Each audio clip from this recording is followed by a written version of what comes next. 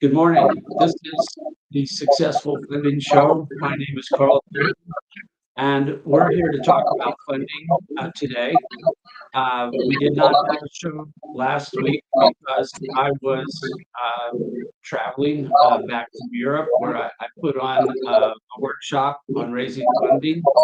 We're German film producers, and it's always interesting to see the rest of the world and see how they're responding, how they're going with different things. And so the net of it is um, everybody's got the same issues, whether they're in Germany, the United States, somewhere else. We're all looking for funding.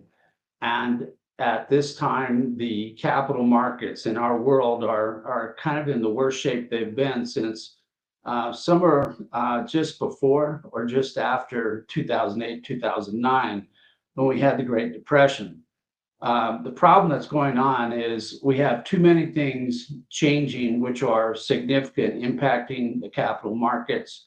The people who have to make the decisions about investing are finding it more difficult to determine, what constitutes a deal that meets their investment criteria, whether this is a good short-term or long-term bet by them on making an investment. And as a consequence, there's less and less and less money available currently for people who are looking for funding. And when you do apply, you talk to someone about funding, you have to keep in mind that you may be now competing with two, three, four times more people for funding than you did just a couple years ago, which means you have to be on top of your game. You have to be in World Series, Super Bowl, whatever you want to call it, type of form. And today we're going to talk about some of the basic elements, making a pitch and starting your relationship in talking with a funding source, because this continues to be a perpetual problem where people get off on the wrong foot. Their first appearance is a bad appearance. They've hurt themselves, they've hurt their pitch, they've hurt their credibility. And so we're going to be talking about that today in and yet another attempt to try to get all of you out there who are looking to raise funding to do a better job, to be more efficient with your time, to improve the probability of your success. I have with me Eric Hansen today, who is a veteran of many pitches and funding attempts. And so he and I are going to talk a little bit today about getting off on the right foot and what that means when talking with a potential funding source. So Eric, if you would please introduce yourself and we'll get to the topic. Yeah, Eric Hansen up here in Fort Collins, Colorado.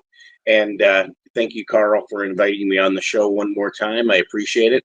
And I pretty darn sure we'll have a lively conversation as always and informative. How's that?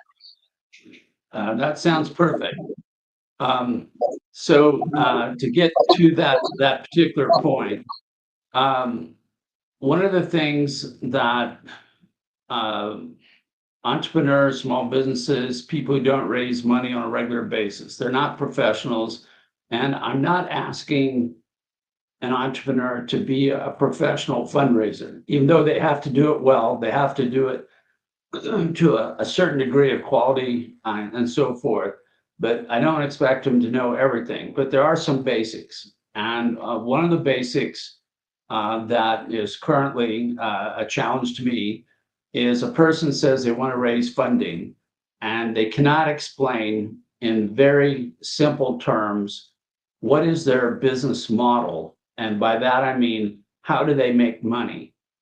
And I will get people who will give me lots of pages. I get people who will get into the weeds on how their business operates and all these kinds of things. But at the end of the day, the funding source is looking to be repaid their investment.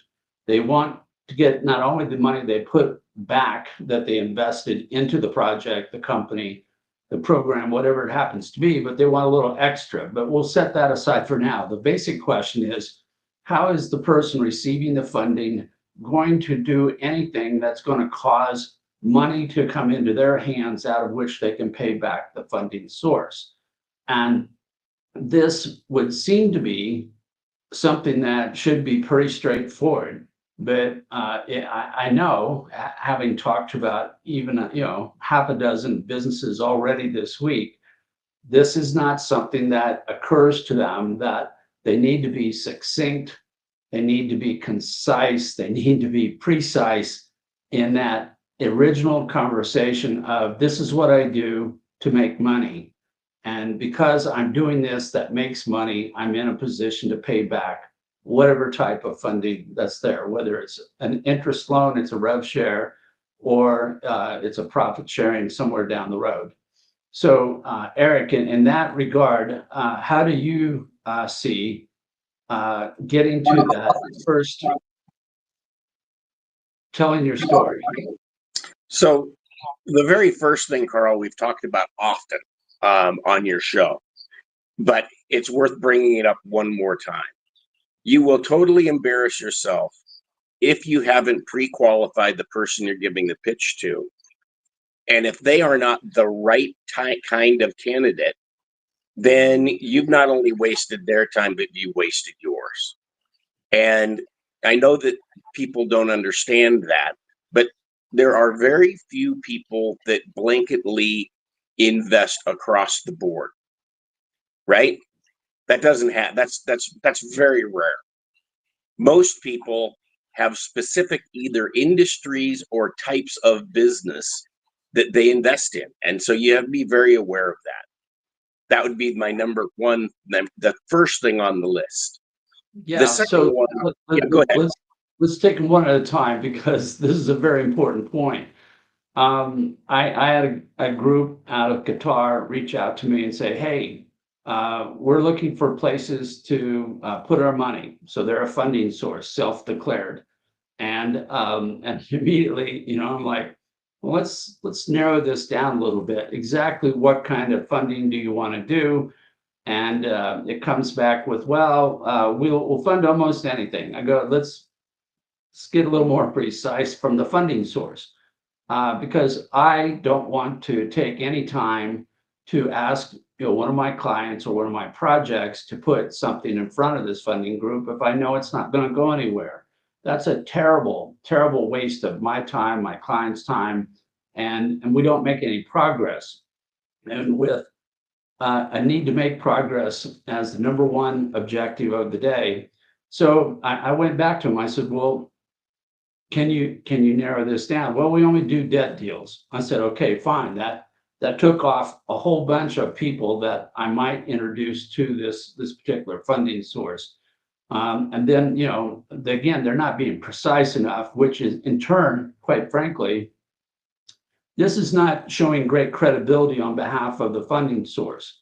But one of the things, if you're looking for funding, you've got to realize early and often is the funding sources are not necessarily going to be the smartest, most sophisticated type of sources. Quite often, particularly if you're talking to angel investors, people of high net worth, they don't really know what they're looking for. They're not trained in making investments. They don't have a system. They haven't set their criteria.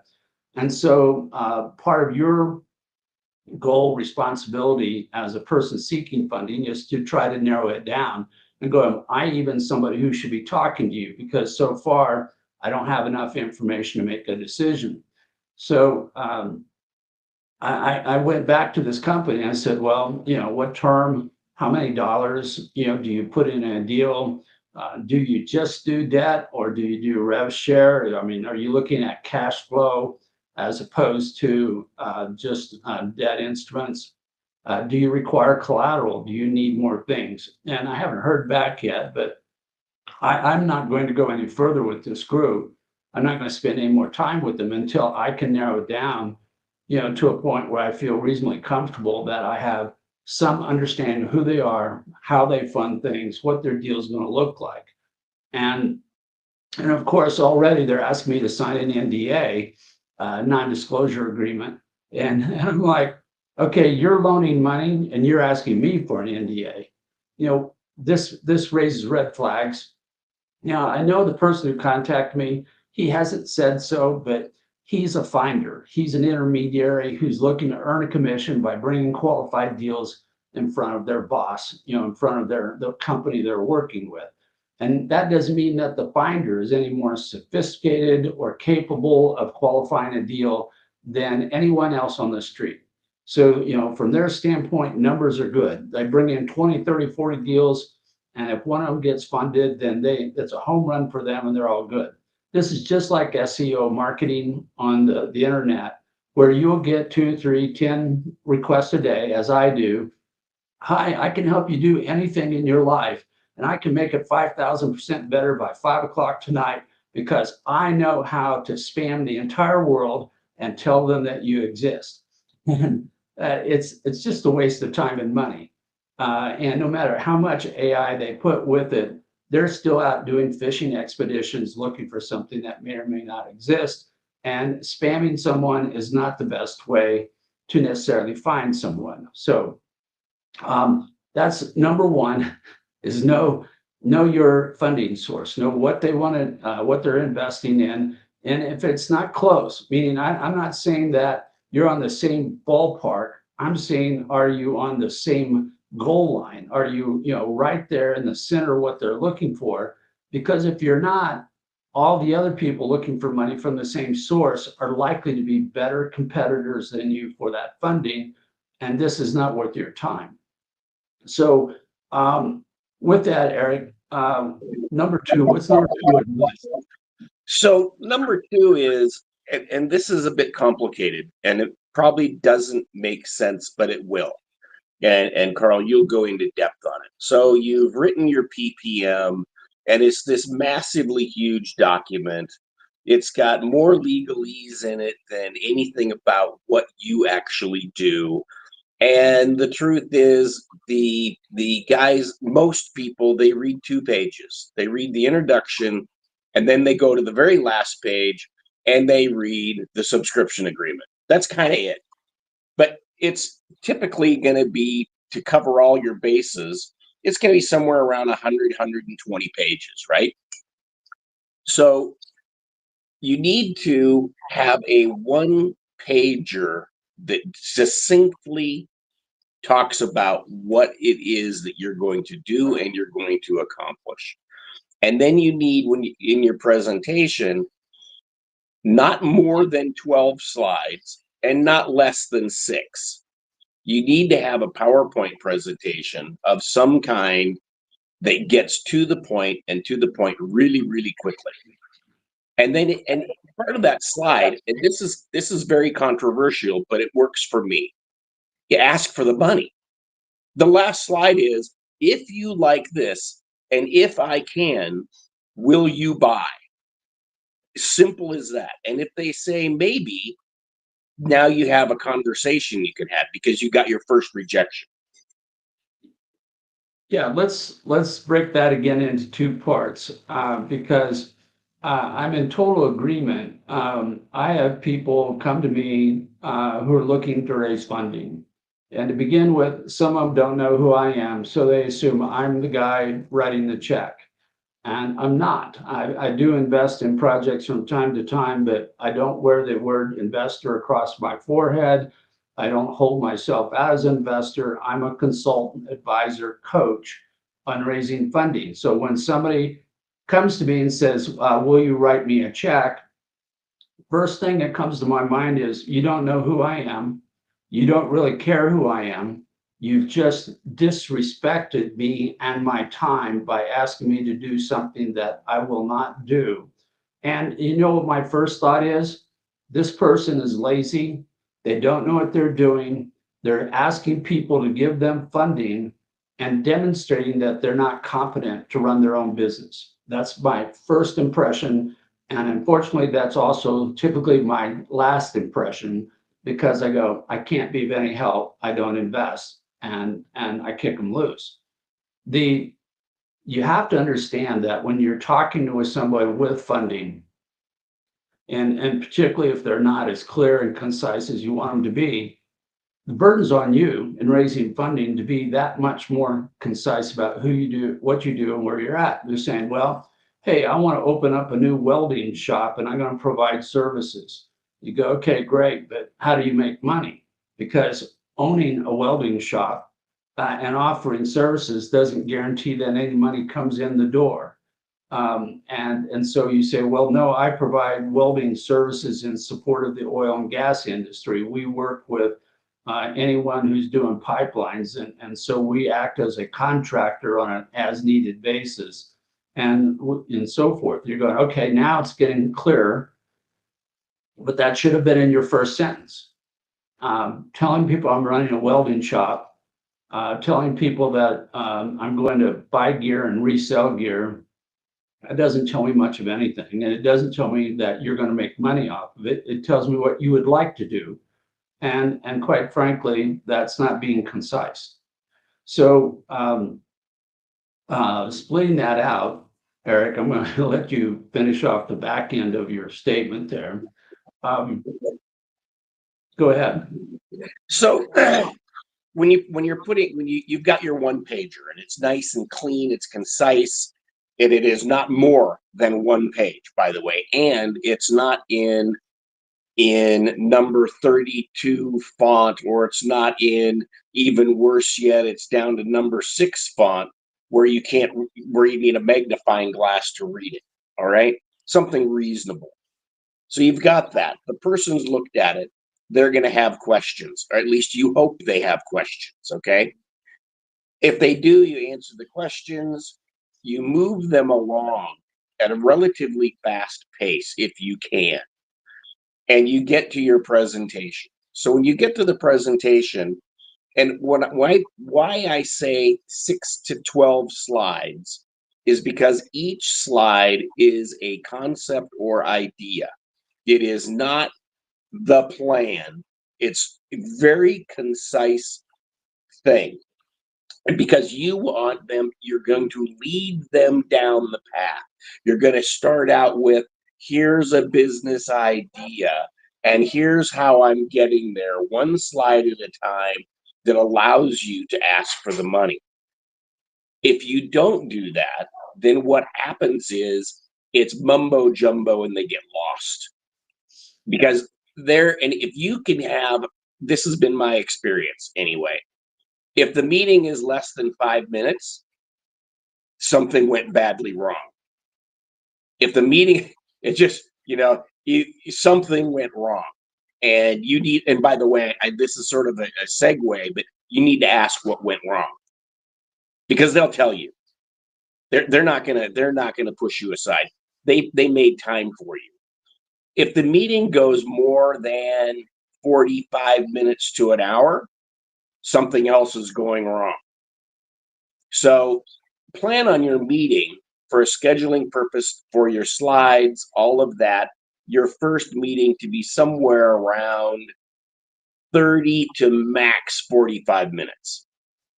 That's the time slot that you've got. Let's stop there, Eric, and let's talk about that a little bit. So Eric's talking about a presentation, which is your first pitch. This may be online, it may be in person. I'm going to go back to that first contact. This is like meeting aliens, on another planet for the first time. We have to establish a rapport. We have to understand that we're not going to kill each other, that we come in peace, kind of a statement. And that first contact is like a door to a building. It allows you access to have this second conversation, to have this pitch, to have the ability to converse about whatever you're going to do and tell your story.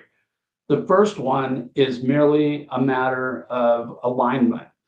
Do you and this funding source have enough in common that it would justify both of you to invest in having the second follow-on meeting? And so, as Eric described it, a one-pager that says, here's how I make money. This is the industry I'm in. I have enough knowledge, competency, experience to be competent to do what I'm proposing to do. It is not a paint by number kit. It is not an engineering totality. Is basically just enough for both groups to look at each other and go, yeah, this will justify investment of additional time in order to consider whether or not there is a potential funding opportunity. So with that, then, as Eric described it, you're going into a second event. And I usually talk about a pitch, meaning it's 3, 4, 5 or more sessions. I don't like to go beyond 5 because then it's going too long. And I'm questioning whether I asked the right questions or there's something else going on that's not moving us forward. Because if you are a good match as an opportunity and a funding source, then hey, this should happen pretty naturally. Things should come together pretty quickly. If it's not coming together relatively quickly, then there are other issues that have to be addressed, which probably are going to lead to you getting turned down, rejected, or deferred, or some other response that you don't want. So it's very good to be prepared. But then as you move into that second event, which is, I call it the story, first telling of your story, it's got to be a story. It's got to be something they understand, they follow, but it can't be so long because, again, our goal is not to make them a PhD student on your particular business or opportunity. It's to find out if they still have interest after you've exposed a little more information. So Eric, how would you tell your story to make it most effective? So you've got the right guy or gal or the right firm in the room, or you're in their room. Now you've given them the one pager. They've liked it enough to have a conversation. You're gonna open your story with, I prefer to open the story with, this is my team. This is who we are. So the key is you have to answer the questions in this story of who, what, where, when, and why. And so right there, that's 5 slide decks, 5 slides. And if you can answer those, now you have your blueprint. And the person you're presenting to, if you approach that very systematically, is going to appreciate that. At least that's been my experience. If you don't answer those questions, then you're going to miss something very important to them, because that's what they want. My experience is that's what they want to know. They want those questions answered.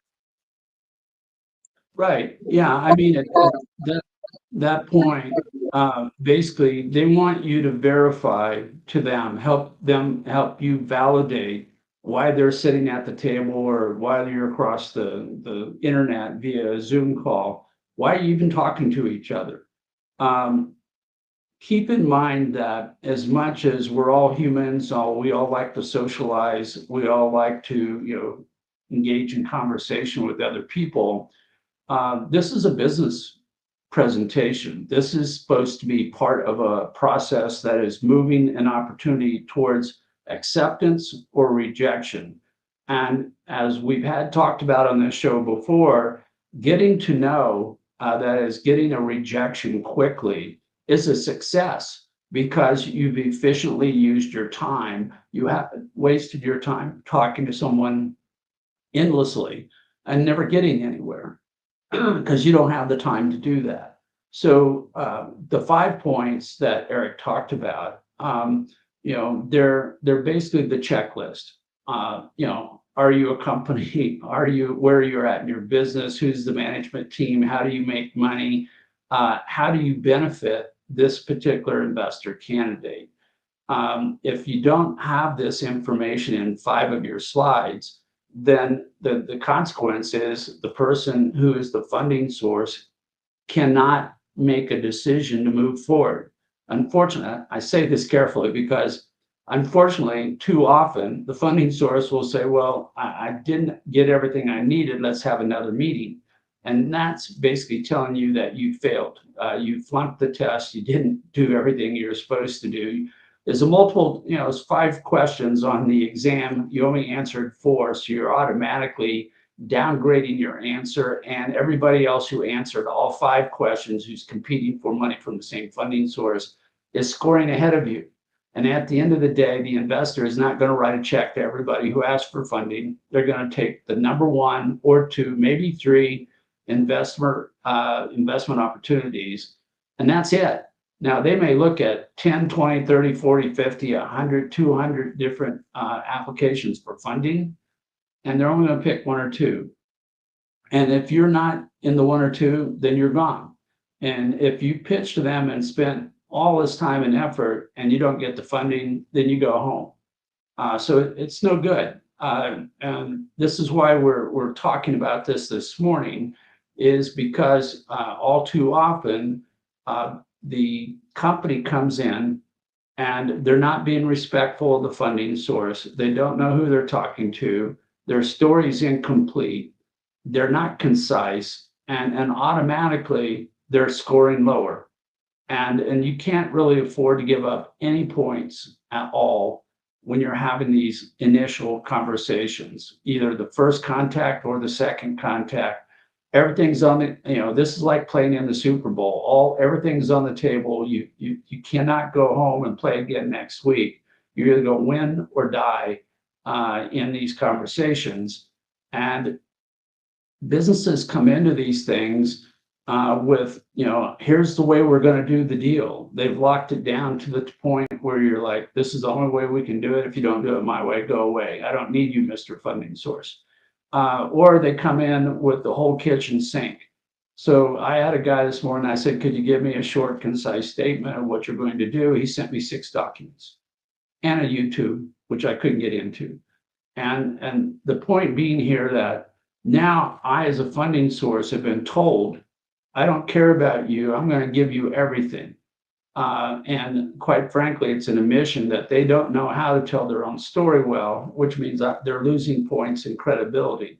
Because if you can't tell a story well to a funding source, I have to believe as a funding source, you can't tell your story well to your customers or to your vendors or anyone else that you're talking to. If you have to go through 5 conversations to get something done that could have been done in 1 conversation, you're inefficient and you're going to burn through the money of the funding source at a rapid rate, and you'll run out of money before you get to the finish line. I mean, this is the initial impression that the funding source gets when they don't get this crisp, concise, that checks all the boxes that Eric was talking about. I see we have Omar with us this morning. Hello, Omar. Welcome to the show as a guest. Omar says, good morning, Carl and guest. Happy to listen in. Omar and Omar puts on a show called Zoom Party. It's a type of podcast that kind of takes a little bit from Jeopardy, but it's a little bit wilder, a little more fun. And it's a good thing that you checked in this morning, Omar, because we're talking about doing a show just on funding and having 3 contestants. And Eric doesn't know it, but he's one of our contestant candidates for this show. So backdoor, Omar, we've just spilled the beans here with Eric, and but we're going to try to get 3 different people, a little bit different backgrounds, to participate in this show. We're still designing it, but hopefully we'll get this put together before the end of the year, and we'll have another fun event with that. So thanks for being with us on the show this morning. So Eric, going back to you on this. We were telling our story. We've got the basics have to be in there, and to my mind, this is still part of a. Are we qualifying? This is our due diligence. Are we going to be of interest to this person? And as you put it very bluntly, you need to ask the question in that first presentation, not the first one, but the second meeting when you tell your story. do you have money today to invest? Because if you don't, then why are we talking? And this seems stupid, but the number of people today walking around telling people they have money to invest is bigger, larger, more numerous than I've seen it in a long, long time. And it's frustrating because you're going, well, okay, you tell me you're a funding source, but you have no funds. So how am I supposed to react to that? I don't react to it well because they're misrepresenting themselves. And I don't have the time and I don't want to waste the time of anybody I'm working with chasing something that doesn't exist. So, what else can you do in this first storytelling, Eric, you think, to elevate yourself, to make your pitch stronger than all the other people who are looking for funding from the same source? So before we're going to backtrack just a little bit. So before you do your one pager and present it, before you do your slide deck, before you have, quote, finished your PPM and all of those things that are required, what you should do is if you have 10 to 12 people who you really respect their opinion and who are solid business people, not just the lawnmower guy down the street. I mean, solid business people that hand them the one pager and say, could you please critique this for me? What did I miss? Could you critique my slide deck for me? And you want to do this to, at least 6 to 8 people at a minimum, just so they give you feedback. Because most of the time, and I am guilty of this, you're so close to what your business is, and you know it so well that you are not articulating it properly because you're assuming that they understand things that they have no idea about, right? So by giving it out first and getting the feedback, this gives you an opportunity to brush it up. And most business people, at least the ones I know, are very generous with their time. And they're going to be very generous. They're going to take that and they're going to say, Eric, thank you very much. Let me take a look at this and I'll give it, 30 minutes of my time or whatever it is, 10 minutes of my time. And then let them mark it up. Let them doodle all over it and send it back to you. And if their comments make sense, you incorporate them. If the comments, and this is a really good opportunity, by the way. So if the comments make sense, you go, oh, I almost got it. Yeah. If their comments make absolutely no sense, you're in serious trouble. And I'll let you. Yeah. So, absolutely true. And I want to add another layer to thinking through this. When you ask this group of people to give you feedback on your investment opportunity, they're actually making an investment because they're not being paid a fee. They're there to help you. But it's an investment in you as a person. It's an investment in your company, what you're trying to do. And it's being given freely, which in some ways means it's more valuable because it's probably less biased. It's purely objective on the kind of feedback that you're getting. It may be the purest information you get for a long time, because once you go out and start peddling your particular opportunity for funding, everybody's got their own agenda. Everybody's trying to figure out what their angle is on this, including the investor themselves, who may or may not be capable of giving you the same quality feedback. So it's very important. And Eric himself asked me to do this for him recently, where he's working with a new system to tokenize assets to allow small businesses to raise funding easier and better. And within the token world, it's a common practice to create a white paper explaining why the world is different than you may have thought it was. It's kind of a tutorial on moving from an old paradigm into a new paradigm. And after I talked with Eric about this yesterday, that this what he's doing is enough different from what other people have done that even putting this white paper, this tutorial in front of people may cause him to be lumped with this other group where he doesn't want to be perceived as belonging to that group. It could mischaracterize who he is and what he's doing to the point that somebody may go, well, I'm not interested, or maybe even worse, they are interested for the wrong reasons because they didn't understand what's there. But I had a thought late last night after my conversation with Eric that instead of writing a white paper, he should write a blue paper. And everybody goes, well, why is it a blue paper? He says, well, so we want to make sure you don't confuse us with all these other groups because we are doing something differently.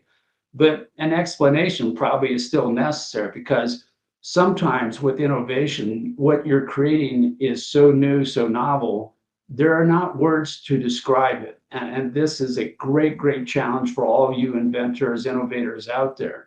If what you're doing is different, and you have to educate a funding source on what this novelty is, why it's different, how it's different. It's one more thing that is a challenge to you to get them to become interested and appreciate what you're trying to do.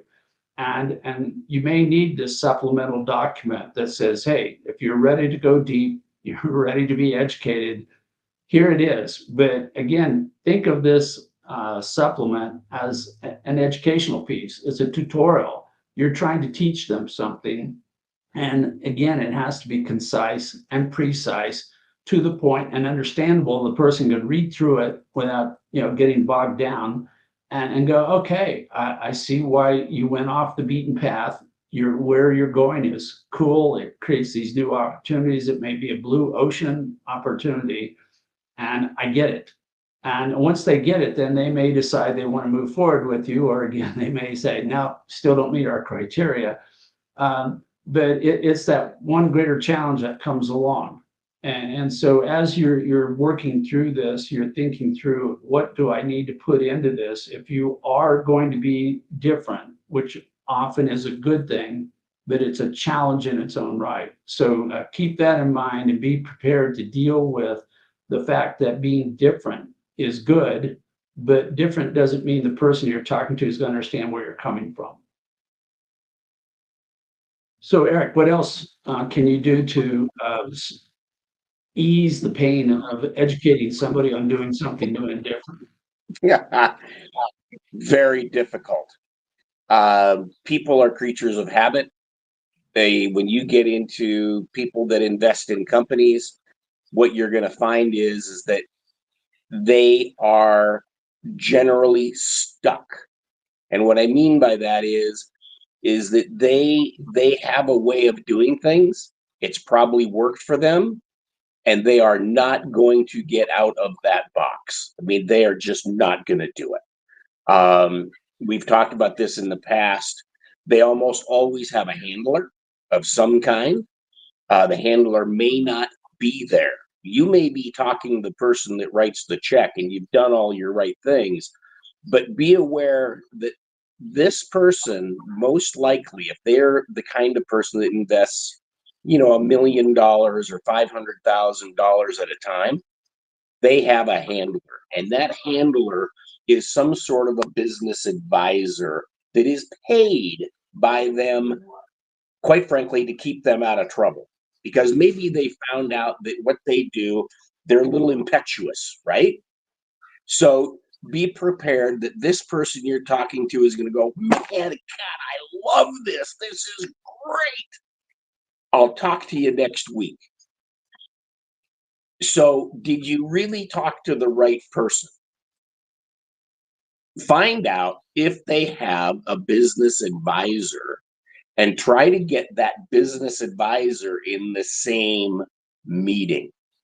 Because here's the way it really works. So you talk to the guy who's going to write the check. He's all kinds of excited. He thinks you have the greatest thing on the planet. He is ready to go. But he's hired somebody to say no because he knows that he's way too impetuous. If you don't have that business advisor what happens is the business advisor, the handler, if you will, what they're going to do is look at your prospect and give them every single reason why they should not invest, even though they love the idea. And so you probably are going to get blown out of the water regardless. So if you can find that out and bring that person in, because then the person's going to ask you really, really tough questions that the person who writes the checks is not going to ask. And if you can answer those questions, or if you can't, be blunt and say, I will get you that answer by tomorrow, which is even more appropriate answer, your chances have instantly skyrocketed up the ladder. Yeah, I so agree with that. This handler may be a professional wealth manager or advisor, meaning they're licensed and subject to SEC oversight. It could be an accountant or an attorney, or it could be the spouse of the person you're talking to. I had a pitch a number of weeks ago where a guy said he was going to make the investment. He was just like Eric described it. He goes, "This is wonderful. I'm going to invest. I'm going to go home and talk to my wife." And I start laughing at that point in time because I've never in my entire 46 years of raising funding had one person go talk to their wife or their spouse and come back and make an investment. And this guy goes, "No, no, don't worry about it. We're good. I'll talk to her and then I'll come back and write the check." He did not. So my record is still perfect. But this is a sales technique that you often see in someone who's selling something into your house, whether it's a new furnace or it's going to be paint or something else. They always want the spouse to be in the room because they know that if you go have a private conversation with the spouse is going to go, "Well, I've got 20 other things that I want to do with that same money. I don't know this good." And you have no way to counteract or address their cares or concerns. And so if there's anyone else who's a serious influencer, the term they use in sales techniques, who could impair or affect this decision to invest, you have to be talking to them because technically you're making two pitches. You're making one to the person who writes the check. You're making a second pitch to the person who's going to preserve the resources of the person that writes the check. And those may be two different pitches. They may be almost radically different. Because over here, the guy wants to see the upside. And over here, the one that wants to see all the safety things you're doing to protect against the downside. And those are actually two different stories. You know, what's your plan B? Do you have insurance? Do you have collateral? Do you have all these things that you wouldn't ordinarily bring into the first conversation because you're talking about going forward and making new revenue? But they're going to say, "Well, what if that doesn't happen?" Well, you should have your answers ready. You should be ready to provide those. But the first guy's not going to ask. It's the second guy who's going to ask. And if they're not in the room, you don't get to answer the question. If you don't answer the question, you're out of there. So you're left in a situation where you're arguing against what we call an empty chair. You have no idea what the chair is going to ask, but you can pretty much guess. And again, in most cases, they're there to protect against loss of resources, loss of assets. So what do they need to hear? And you know, I've sometimes created complete supplements to an offering document that are basically for that person, knowing I wasn't going to get to talk to them in, you know, face to face. So for your advisor, here's their book. Eric, what else can we do here, you know, to shorten the conversation, get to a check? Well, you've already done what you needed to do at this point. So you've done your one pager, you've done your slide deck.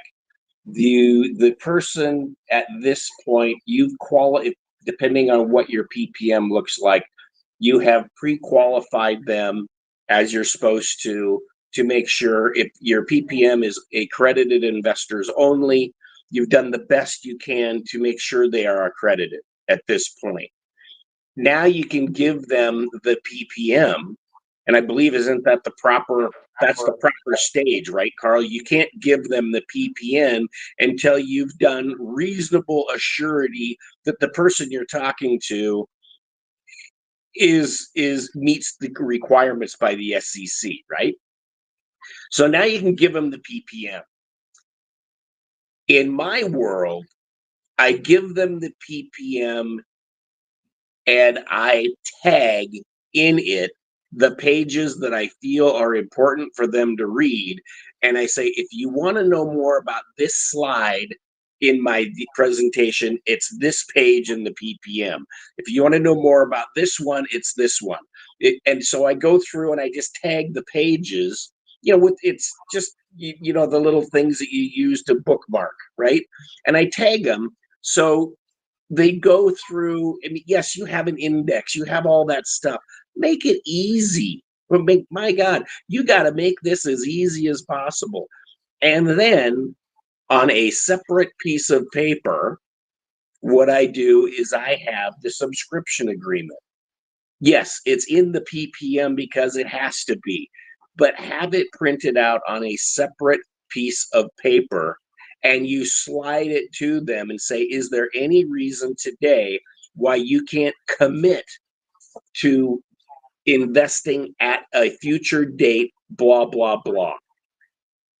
And if the answer is, I can't commit, and I said, you mean you can't commit in a subscription agreement to do this? No, I can't.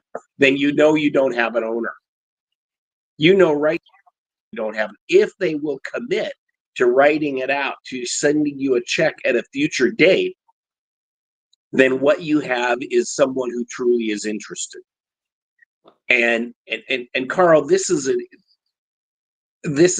some people are going to call this a little sleazy. Some people are going to call it old person sales. But the more time you can get somebody to put pen to paper on your project, the better your chances of a successful funding. You can't, if what you do is you put all the stuff down and then you walk away expecting them to come back to you, I believe that is highly unlikely.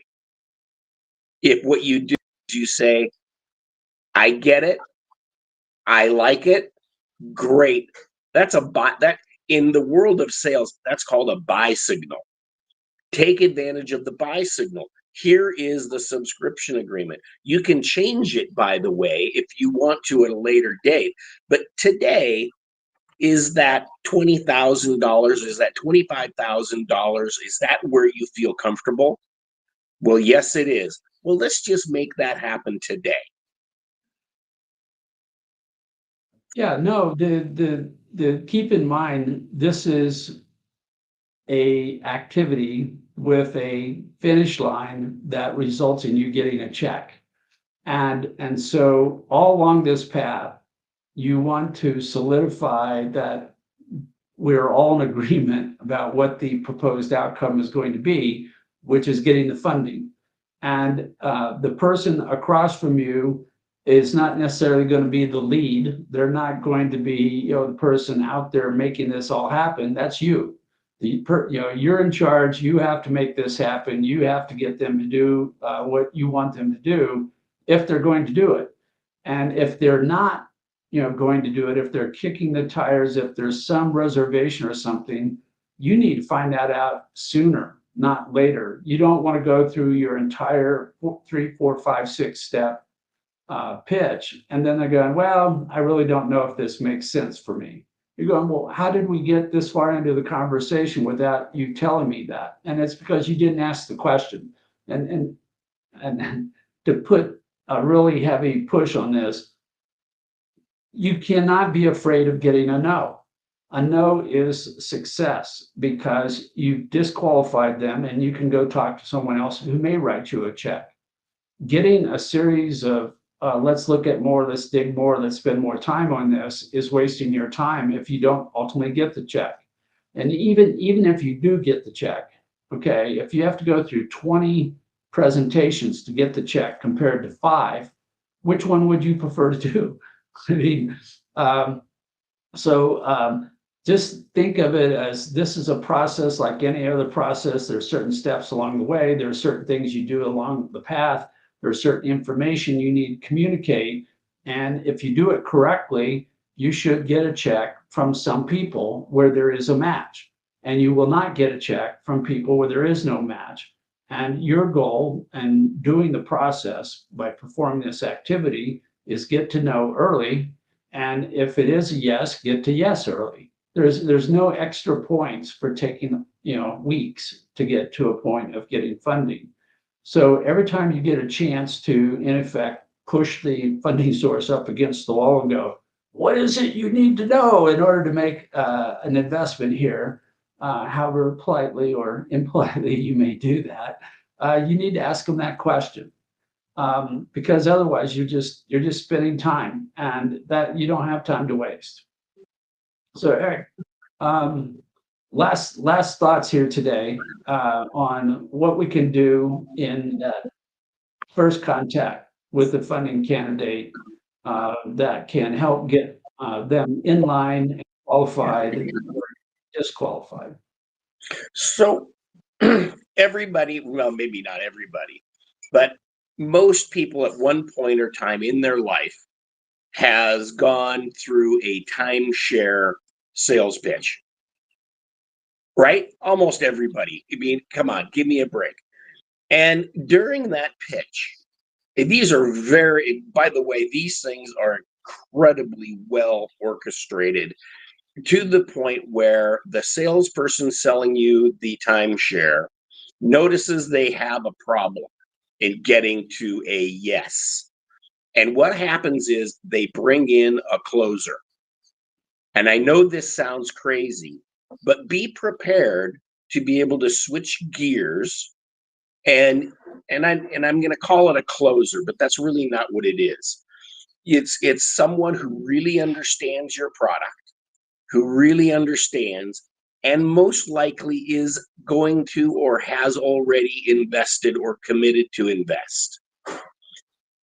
You step aside before the person gets pissed off, which usually happens in a timeshare sale. You finally get all unhappy and you walk out the door mad. But before that happens, you bring in, I'll call it the closer. And this person is someone who has invested. And there becomes this silly little comfort zone. Do you hear what I'm saying? You get this little comfort zone. And for many of you, you can't do that. You can't bring in this person. But maybe you can.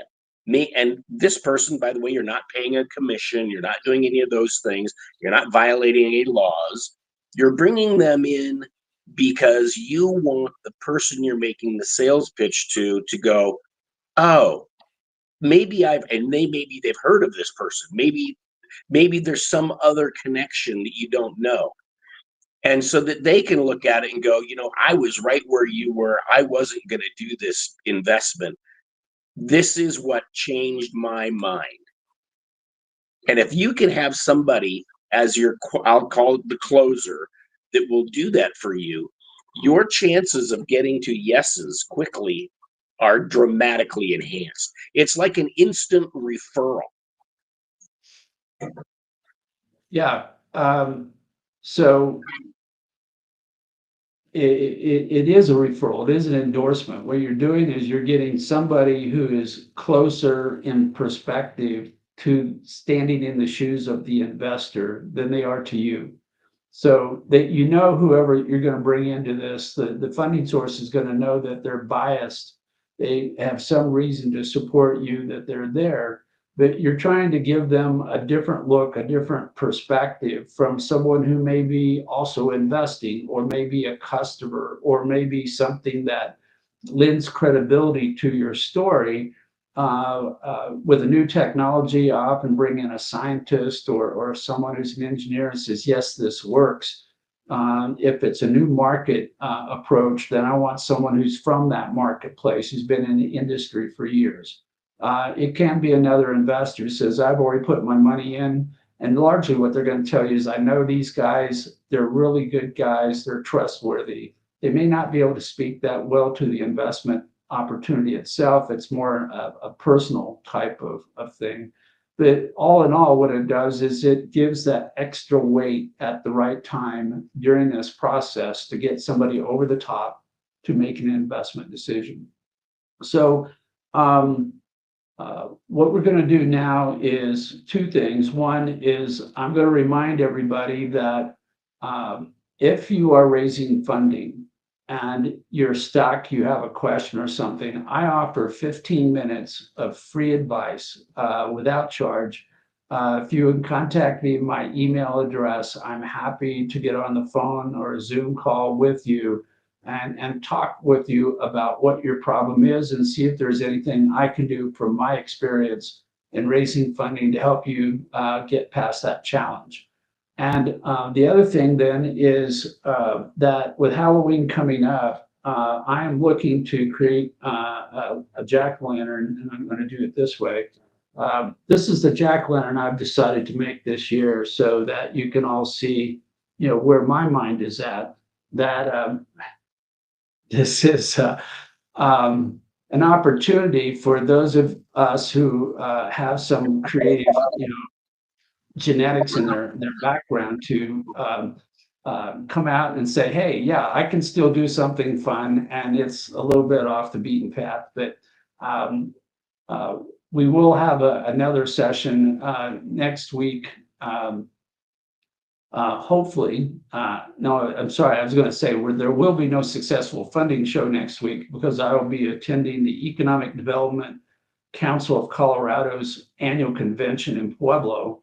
And I actually will be a guest on another person's podcast. Madeline Blair is going to ask me to talk about women and investment and how those two topics fit together. So no successful funding show next week. With that, Eric, thank you for being on the show today. I appreciate your being a guest and sharing with my audience your thoughts on raising funding. And we'll see you all on the Successful Funding Show in 2 weeks. Have a great day, Carl. Talk at you later. Take care.